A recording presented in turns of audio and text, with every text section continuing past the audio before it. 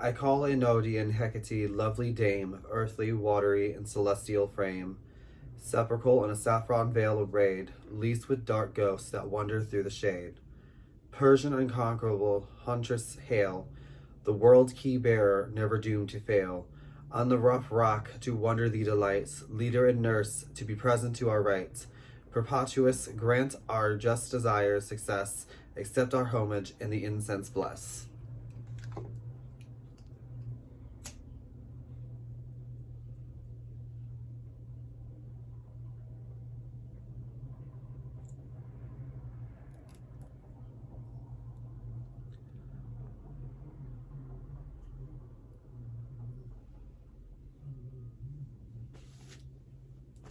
May I meet everybody? It's Raven here. I am going to start doing prayers to Hecate before I do every video. So that was the Orphic hymn to Hecate, which I find very beautiful. But anyway, on to the topic of this video. This video is going to be about the goddess Hecate, etc., etc. So the very first thing I want to touch upon on the goddess Hecate is how her name is pronounced. Hecate's name is pronounced in different various ways. There's like 3 most common ways her name is pronounced. It's either Hekate, which is like the more modern way that I see a lot of witches pronouncing her name, Hekate.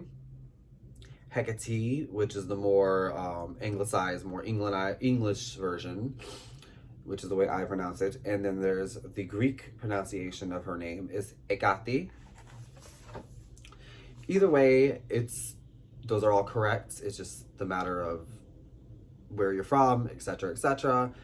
So a lot of people will tell you that Hekate is the only correct way how to pronounce her name, but I beg to differ. It's not really a huge requirement, in my opinion. This is just my opinion. This is not facts.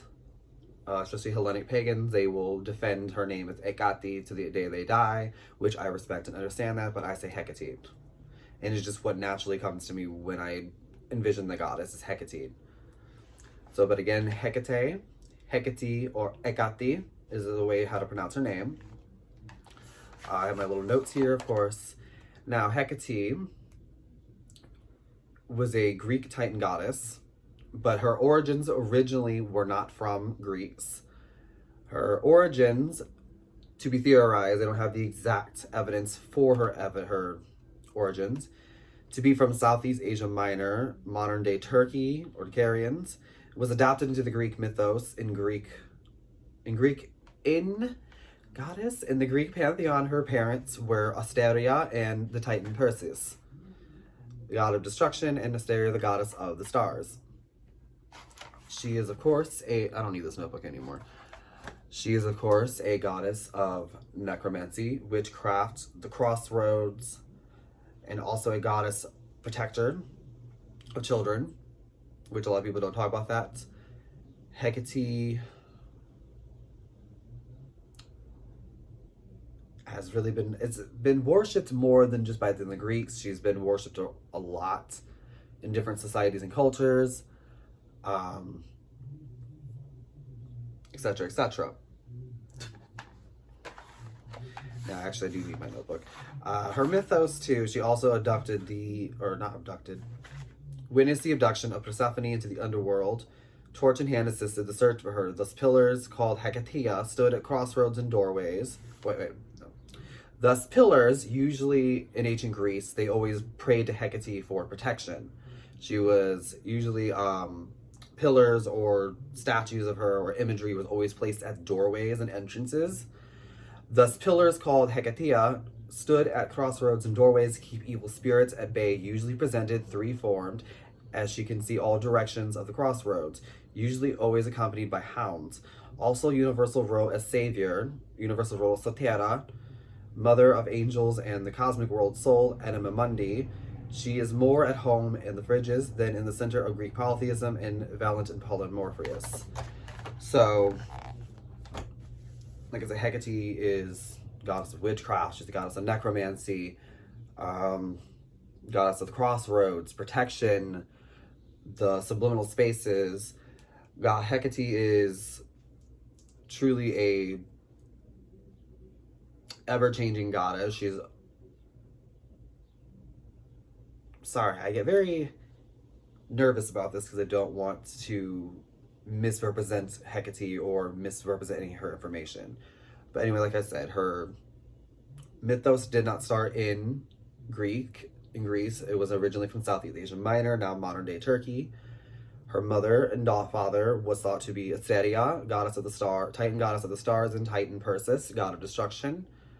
She was given dominion over the earth, heaven, and sea by Zeus. During the Great Titan War, it was theorized that she either didn't take sides at all, or she did help the Olympians and help them take over and win against the Titans, which is why she was granted those dominions. She was a very powerful goddess that even Zeus feared and respected, which Zeus didn't fear her as much as he feared Nyx, but so that goddess Hecate also has the ability to grant or take away wishes at will. She's always depicted and seen with hounds or dogs because those are her main animals. Which two of her black dogs were stupid car humans that she saved and transfigured into animals. I might be saying that wrong. Her main symbols, like animal-wise, are polecats, snakes, and dogs.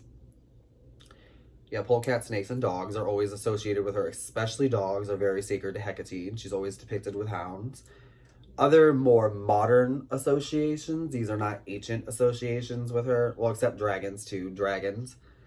More modern ones are owls, cats, what other ones? And stuff like that. Those are just modern associations. They're not her main animals. Hers are snakes, polecats, and dogs are Hecate's main animals. The main colors usually associated with Hecate are black, white, and red, representing black usually representing her underworld association, red representing the fire, her torch that she carries, or middle world association, and white representing Sotera or savior, heavenly aspect, or Urania. Other colors are gold or yellow, saffron, because she's always mentioned in saffron veils. Yellow, black, white, and red are Hecate's colors. Symbols that are always associated with Hecate are torches, keys, daggers, snakes. Torches, key, daggers, snakes. Why can't I get this out of my head today? Coarse bones, stuff like that. The Strophalos is actually not really originally associated with Hecate. I'll do a separate video on that one, but it came into modern association. I use the Strophalos, but it's not her main symbol. Oh my goddess, I can't remember. I really should have thought this through, but that's pretty much that.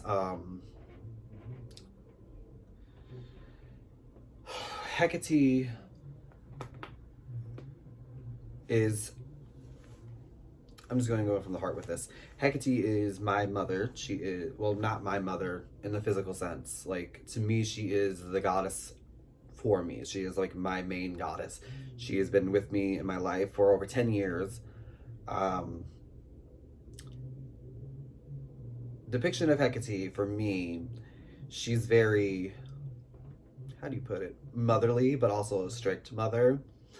Like, she helps me out. She's very guiding and loving, but she's also, basically, if I screw up and I don't listen to her, she's gonna sit back and watch me fuck up. She's like, okay, I warned you about this. You did not listen to me. Now you're gonna have to fucking clean it up yourself. That's how she is with me, which I witnessed 100 times. So yeah, that's Hecate. I know that a lot of my videos are not organized, they're not thought out all the way through, but that's most of it pretty much. She was originally a Titan goddess from Southeast Asia Minor, incorporated into the Greek pantheon, etc., etc. And two, the one main way is that Hecate was honored bitch, can you talk?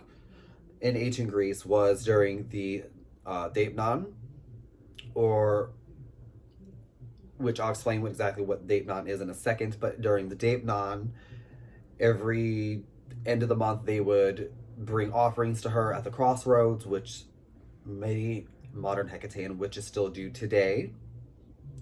They'll leave offerings of fish, garlic, eggs, etc. Back in ancient times, they would sacrifice black dogs. They would, the whole family would touch the black dog and give it their miasma and sacrifice it.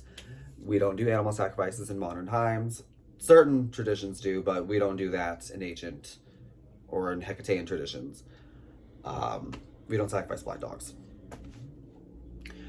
And then they would clean, before that, my brain scattered. They would clean their home. You would clean off your altars, dust, get rid of things that you no longer needed in your home to make way for Numenia.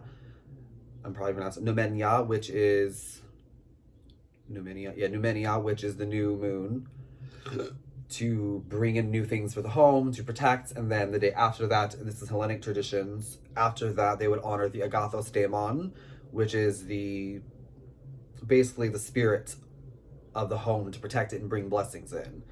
Now the Deipnon, or the dark moon phase, which a lot of new people get confused by this, I know I did. The Deipnon, or the dark moon, it was different back in ancient Greece because they didn't have a modern our lunar calendar. They did it differently. So the astronomical new moon, which is when it's all black, when we do it, it's usually done by the astrological or lunar calendar. So astrologically speaking, a new moon is occurring when the moon and sun are in conjunction with each other. So the night of the new moon, technically the astronomical new moon, when it's black, that's the dark moon. It's also the 3 days periods in between that, the day before it, the day of, and the day after. But also the new moon in astrological terms and lunar terms is when the first sliver of the moon's coming out. That's the new moon. So you would practice or celebrate the Deipnon on the night of the new moon, which is technically, actually, astrologically, the dark moon, because it's when sun and moon are in conjunction with each other, which I'll do a whole video separately about astrological stuff like that. So during the Deipnon, that is when you would pray, honor Hecate, you leave offerings at the crossroads. It's also a time to do magical workings, cleansings, protections. I do divination during that time, all that fun stuff.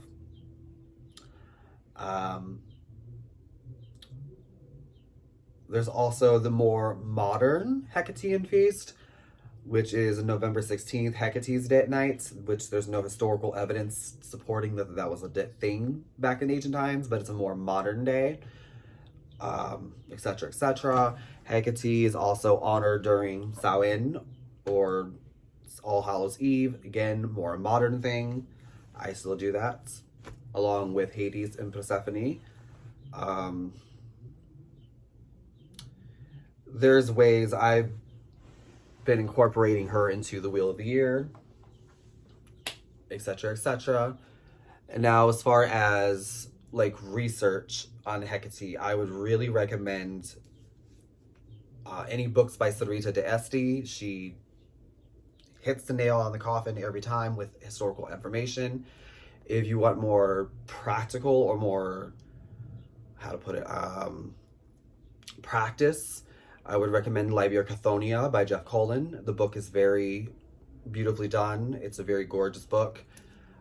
If you want a more modern, more, how to put it, more neo-pagan view of Hecate, I would recommend Keeping Your Keys by Cindy Brennan. I have mixed feelings about the book. etc., etc.